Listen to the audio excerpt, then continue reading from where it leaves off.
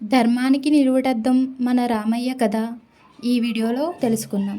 చైత్రశుద్ధ నవమి లోకబంధవుడు మర్యాద పురుషోత్తముడు అయిన శ్రీరాముడు జన్మించిన పవిత్ర దినం. త్రేతాయుగంలో రావణాసురుడి అరాచకాలు పెరిగిపోయినప్పుడు అతడికి కేవలం ఒక మానవుడి చేతిలోనే మరణం సంభవించేలా వరం ఉంటుంది. అందుకే ఆ మహావిష్ణువు దేవతల కోరిక మేరకు అయోధ్యారాజైన దశరథుడికి కుమారుడిగా జన్మించారు.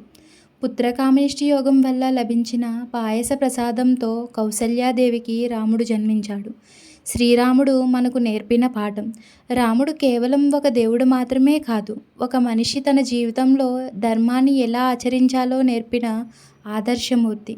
తండ్రి మాట కోసం రాజ్యాన్ని వదిలి అడవికి వెళ్ళిన సత్యవాక్ పరిపాలకుడు. ఏకపత్ని వ్రతుడిగా నిలిచిన ఆదర్శ భర్త. ప్రజల కష్టాలే తన కష్టాలుగా భావించిన ఉత్తమ రాజు.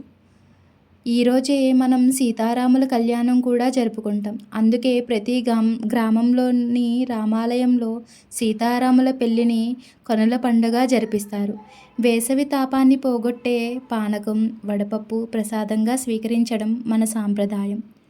శ్రీరామ రామ రామేతి రమే రామే మనోరమే సహస్రనామ తత్తుల్యం రామనామవరాననే అనే రామనామం ఒక మంత్రం, రామకథ ఒక ధర్మ మార్గం.